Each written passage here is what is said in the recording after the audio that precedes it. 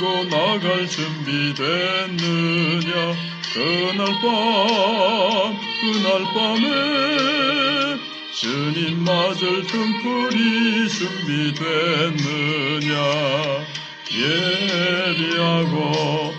예비하라. 우리 신랑 예수 오실 때 밝은 등불 손에 들고 기쁨으로 주를 맞겠네. 주가 맞으라는 소리 들릴 때 기뻐하며 주를 맞이할 수 있느냐. 그날 밤에 주님 맞을 등불이 준비됐느냐. 예비하라. 우리 신랑 예수 오실 때 밝은 등불 손에 들고 기쁨으로 주를 맞겠네. 상쾌히 기도하며 거룩한 기름 준비하지 않고 주를 맞지 못하리. 그날 밤에 주님 맞을 등불이 준비됐느냐. 예비하라. 우리 신랑 예수 오실 때 밝은 등불 손에 들고 기쁨으로 주를 맞겠네.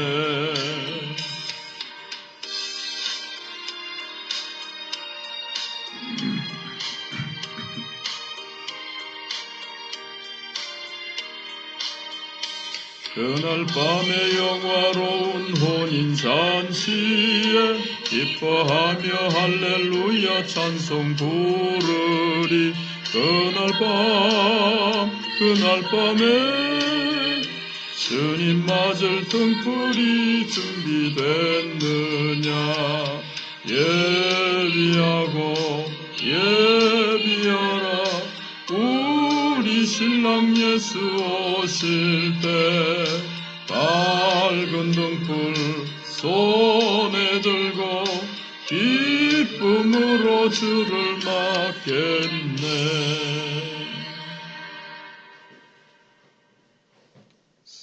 스가랴 14장 1절로 11절입니다.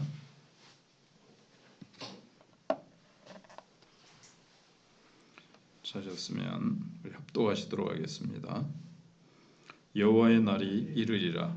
그날에 내 재물이 약탈되어 내 가운데에서 나누이리라. 내가 이방 나라들을 모아 예루살렘과 싸우게 하리니 성읍이 함락되며 가옥이 약탈되며 부녀가 욕을 당하며 성읍 백성이 절반이나 사로잡혀 가려니와 남은 백성은 성읍에서 끊어지지 아니하리라. 그때 여호와께서 나가사 그 이방 나라들을 치시되 이왕의 전쟁 날에 싸운 것 같이 하시리라. 그날에 그의 발이 예루살렘 앞 곧 동쪽 감람산에 서실 것이요 감람산은 그 한가운데가 동서로 갈라져 매우 큰 골짜기가 되어서 산 절반은 북으로 절반은 남으로 옮기고 그 산 골짜기는 아셀까지 이를지라. 너희가 그 산 골짜기로 도망하되 유다 왕 우시아의 때에 지진을 피하여 도망하던 것 같이 하리라. 나의 하나님 여호와께서 임하실 것이요 모든 거룩한 자들이 주와 함께 하리라. 그날에는 빛이 없겠고 광명한 것들이 떠날 것이라. 여호와께서 아시는 한 날이 있으리니 낮도 아니요 밤도 아니라 어두워 갈 때에 빛이 있으리로다.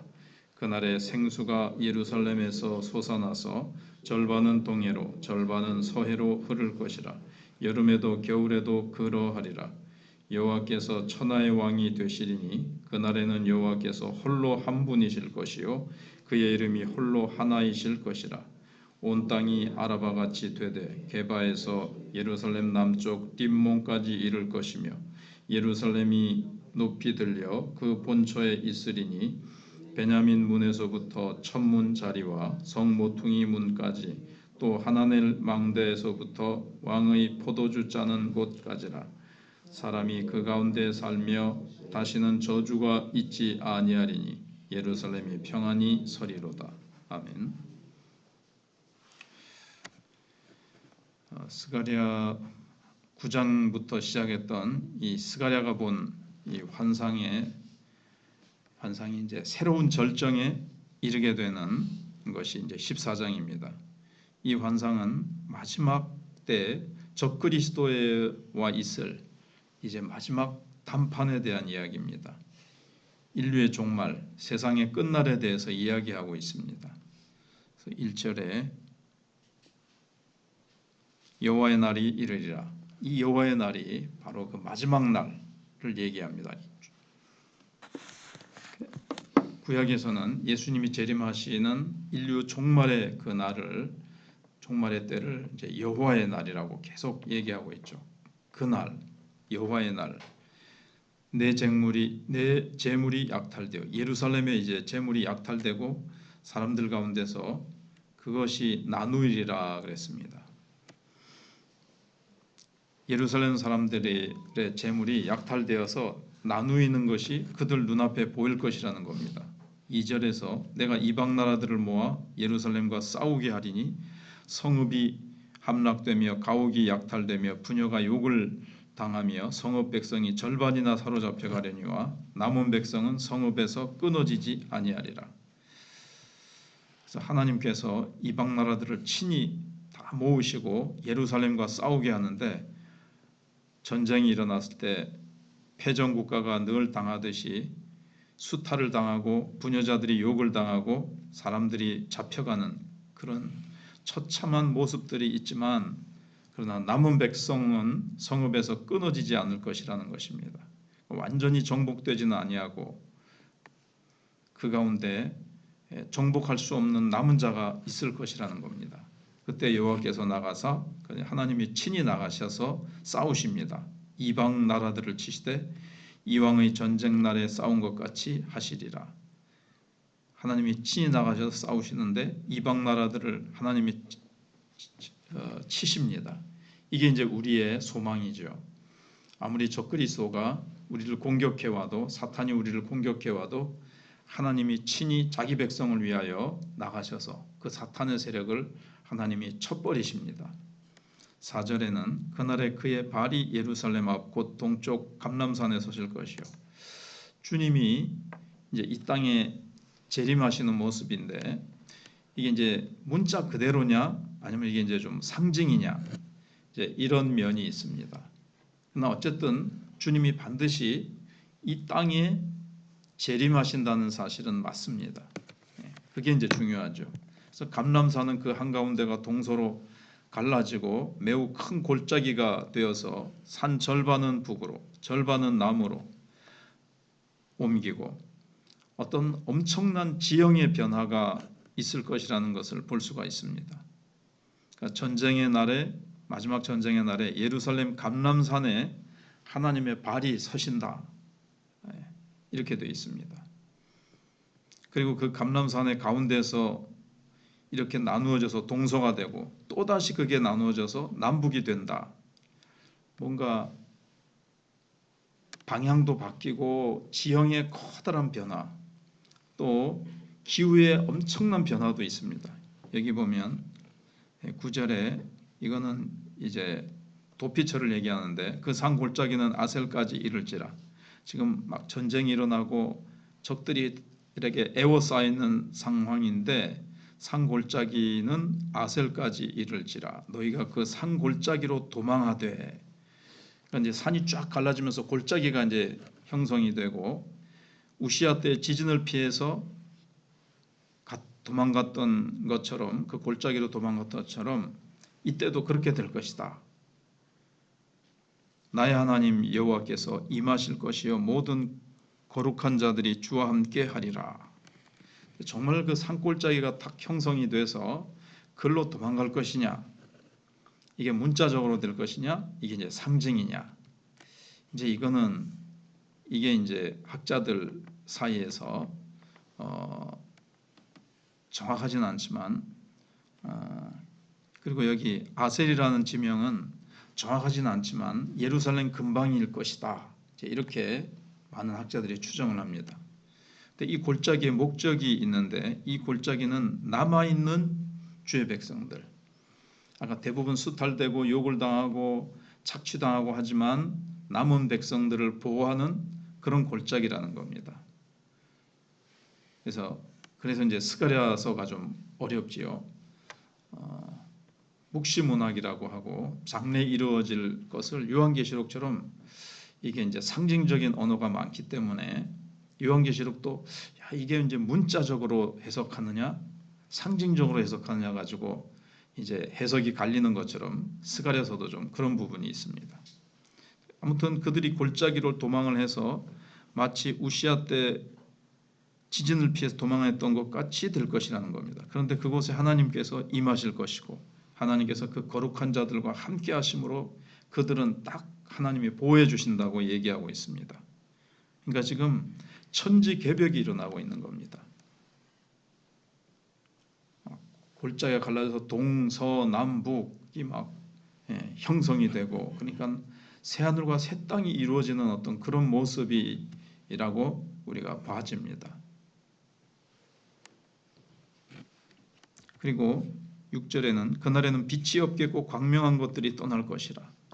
지금 창세기 1장에서 해, 달, 별들이 만들어지고 봄, 여름, 가을, 겨울 이런 것들이 운행이 계속되어 왔는데 그런 해, 달, 별들에 있어서도 변화가 있게 된다는 겁니다. 엄청난 기후의 변화 그리고 어떤 이런 천지개벽이 이제 일어나는 여기 보면 한날이 있으리니 여호와께서 아시는 한날이 있으리니 6절에 낮도 아니요 밤도 아니라 어두워갈 때 빛이 있으리로다. 낮도 아니고 밤도 아닌 어떤 우리가 지금까지 경험했던 기후나 날씨와 전혀 다른 어떤 그런 세계가 시작된다는 겁니다. 그러니까 새로운 세계가 열리게 된다는 거죠. 어떤 표현할 수 없는 뭐 낮도 아니고 밤도 아니고 뭐 어두운데 뭐 빛이 비추고 하는 어떤 지금의 기후와 전혀 다른 어떤 기후와 날씨와 어떤 그런 것인데 표현하기 어려운 지금과는 다른 지금 우리의 언어로서는 표현하기 어려운 그런 것들이라는 겁니다. 그래서 마지막 범우주적인 전쟁이 일어나고 백성들이 심판을 받았는데 세상의 모든 기상 변화 그런 날이 올 것이라는 겁니다. 8절 9절에 근데 그날에 생수가 예루살렘에서 솟아나서 절반은 동해로 절반은 서해로 흐를 것이라. 여름에도 겨울에도 그러하리라. 여호와께서 천하의 왕이 되시리니 그날에는 여호와께서 홀로 한 분이실 것이요 그의 이름이 홀로 하나이실 것이라. 왜냐하면 이제 여호와께서 전적으로 이 땅에 강림하셔서 다스리시기 때문에 우상이라는 것은 이름도 사라지고 부를 수도 없고 그런 이제 상황이고 그다음에 이제 생수가 흐른다고 했는데 이 장면이 에스겔 47장에 나오죠. 성소에서 물이 흘러나와 가지고 무릎, 허리 뭐 이렇게 쭉 그냥 엄청나게 흘러나와서 그것이 이제 흘러가면서 주변에 나무가 조성이 되고 바다가 조성이 되고 거기에 물고기가 많이 바다는 이제 보통 묵시문학에서 죽음을 상징하거든요. 죽음의 바다와 같은 죽음과 같은 이 세상이 이제 이 성소에서 흘러나오는 생수로 살아납니다. 그 주변에 나무들도 살아나고 심지어 그 나무에 열매가 맺히고 철 따라서 그 다음에 잎사귀는 약재료가 되고 모든 것이 다 살리는 역사, 이 생수. 그리고 요한계시록 22장 마지막에서도 하나님과 어린 양의 보좌에서 이제 생명수의 강이 흐르죠.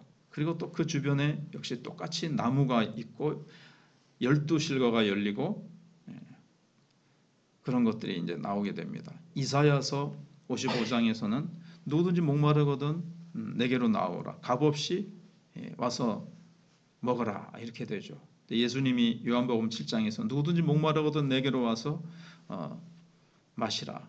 그 배에서 생수의 강이 흘러내리라. 주님이 이제 그렇게 말씀하셨는데 더 거슬러 올라가면 에덴 동산에서 강이 이제 나오지 않습니까? 그리고 이제 학자들은 유브라테스 강하고 메소포타미아 강하고 그 사이에 에덴이 있었을 것이다. 이제 이렇게 이제 생각을 합니다. 그러면서 강은 항상 모든 문명을 이루었잖아요. 뭐 중국의 황하 문명, 그다음에 인도의 인더스 문명, 또 메소포타미아 문명, 그다음에 이집트 문명. 그래서 물은 인류가 생존하는데 꼭 필요한 존재입니다. 근데 성령, 우리가 받을 성령이다. 너희 배에서 생수의 강이 흘러날 것인데 이것은 그들이 받을 성령을 가리킴이라. 요한복음 7장에 나오는 것처럼. 그래서 이제 우리가 성전이 됐지 않습니까? 이제 성전에서 생수가 흘러나와서 온 세상을 살렸는데 이제 우리가 성전이고 우리 안에 계신 성령 충만함, 성령이 부어주시는 그 우리의 배에서 솟아나오는 생수가 이제 우리의 이웃에게로 세상으로 흘러나가서 그들을 이제 살리게 될 것이라는 거죠. 우리가 예수 믿으면 천당 간다 하는 얘기가 이제 있잖아요. 그러나 우리가 천당 가는 것으로 끝나는 것이 아니라 그 수준을 넘어서서 이 땅에서 우리 속에서 생수의 강이 흘러나서 이 땅에서 천국의 은혜와 능력을 우리가 누릴 뿐만 아니라 그것이 흘러 넘쳐서 우리의 이웃, 우리의 복음 전도 대상자들에게 이것이 이제 흘러가서 그들을 이제 살리는 겁니다. 나도 살고 그들도 살고. 근데 사람들은 내가 먼저 살아야 그들을 살리지 않겠습니까? 그러지만 내가 그들을 살리면 그들도 살고 나도 사는 거죠. 우리가 언제까지 나를 완벽하게 준비된 다음에 전하겠습니까? 아무리 우리는 노력해도 완벽해지진 않아요. 이 땅에서. 그냥 내 모습 이대로 복음을 전하고 예수님을 그냥 나타낼 때 내가 충만하면 내 안에 성령이 계시니까 내가 충만하면 내 속에 계신 성령님이 흘러나와서 옆에 있는 사람들을 적시게 되어지고 살리게 되어지고 잎사귀도 약재료가 되듯이 우리의 어떤 모습, 예수 믿는 사람들의 한 사람 한 사람의 모습 속에서 그들을 살리기도 하고 그들을 고치기도 하고 그들을 회복시키는 그러한 역사가 우리 안에 계신 성령님으로 말미암아 그렇게 된다는 겁니다. 이러한 삶들을 우리가 천국을 누리며 사는 거죠. 여기서부터 천국을 누리며 내 안에 천국이 솟아나고 생명수 성령의 능력이 우리 속에서 흘러나와서 우리가 정말 세상을 살리는 그러한 성경의 아름다운 에스겔서, 이사야서, 창세기, 요한계시록에 있는 모습들이 우리의 삶 속에 이루어지게 해달라고 우리가 기도하고 또 그런 모습으로 우리가 나아가야 되겠습니다.